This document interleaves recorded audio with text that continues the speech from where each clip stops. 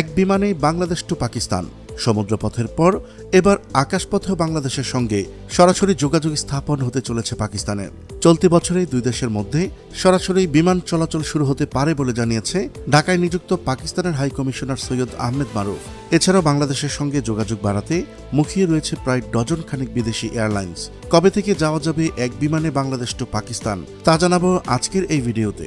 চলুন শুরু করা যাক। আওয়ামী লীগ সরকারের পতনের পরে আরও কাছাকাছি আসছে বাংলাদেশ এবং পাকিস্তান। অন্তর্বর্তী সরকার দায়িত্ব নেওয়ার পর থেকেই দুই দেশের মধ্যে বাণিজ্যিক এবং কূটনৈতিক স্তরে যোগাযোগ বেড়েছে। ইতিমধ্যেই করাচি এবং চট্টগ্রাম বন্দরের মধ্যে সরাসরি জাহাজ চলাচল শুরু হয়েছে। এবার দুই দেশের মধ্যে সরাসরি ফ্লাইট চালু করার বিষয়ে এবং পাকিস্তানের সরকার আন্তরিকভাবে কাজ করবে বলে জানিয়েছেন পাকিস্তানের হাই কমিশনার। বাংলাদেশ সফরে এসে পাকিস্তানের ব্যবসায়ীদের একটি প্রতিনিধি দল সোমবার ঢাকার একটি হোটেলে তাদের সঙ্গে কথা বলেন মারুফ। সেখানেই পাকিস্তানি এই হাই কমিশনার জানান, চলতি বছরে দুই দেশের মধ্যে সরাসরি বিমান চালু করার উদ্যোগ নেওয়া হয়েছে। তিনি বলেন, আমরা দুই দেশের মানুষের মধ্যে যোগাযোগ স্থাপন করতে চাইছি। এই লক্ষ্য নিয়েই এবার সরাসরি বিমান চালু করার বিষয়ে কাজ চলছে। বাংলাদেশ না পাকিস্তানের এয়ারলাইন্স কে প্রথম বিমান চালু করবে সেটা কোনো বিষয় নয় বলে মন্তব্য করেন তিনি। ঢাকা থেকে করাচি পর্যন্ত বিমান চালু হলেই হলো। বাংলাদেশের ব্যবসায়ীরা মধ্যপ্রাচ্য এবং মধ্য এশিয়ায় রপ্তানি বাজার সম্প্রসারণ করতে পাকিস্তানকে করিডোর হিসেবে ব্যবহার করতে পারে বলে জানান মারুফ।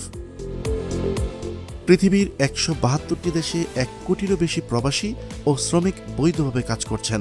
সেই শ্রমিকদের দেশে আনা নেওয়া করার জন্য পর্যাপ্ত ফ্লাইট নেই বাংলাদেশের দুটি আন্তর্জাতিক এয়ারলাইন্সের। এই সুযোগ কাজে লাগিয়ে বাংলাদেশে ফ্লাইট পরিচালনা করে বিদেশি এয়ারলাইন্সগুলো। বর্তমানে বাংলাদেশে ২৮টি বিদেশি এয়ারলাইন্স ফ্লাইট পরিচালনা করছে। আগামীতে আরও অনেক এয়ারলাইন্স বাংলাদেশি যাত্রীদের নিয়ে ফ্লাইট পরিচালনা করতে চায়।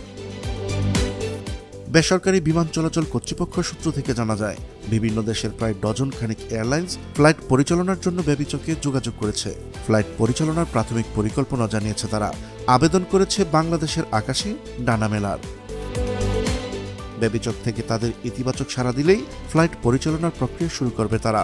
অতি সম্প্রতি ফ্লাইট পরিচালনার অনুমোদন চেয়ে আবেদন করা এয়ারলাইন্সগুলো হচ্ছে শ্রীলঙ্কার ফিটস এয়ার, দক্ষিণ কোরিয়ার কোরিয়ান এয়ার, আবুধাবি ভিত্তিক উইজ এয়ার, ইন্দোনেশিয়ার গারুদা ইন্দোনেশিয়া, ইরাকের ইরাকি এয়ারওয়েজ, জর্দানের Royal Jordanian, Ethiopian Airlines, Air France ও যুক্তরাজ্যের ব্রিটিশ এয়ারওয়েজ।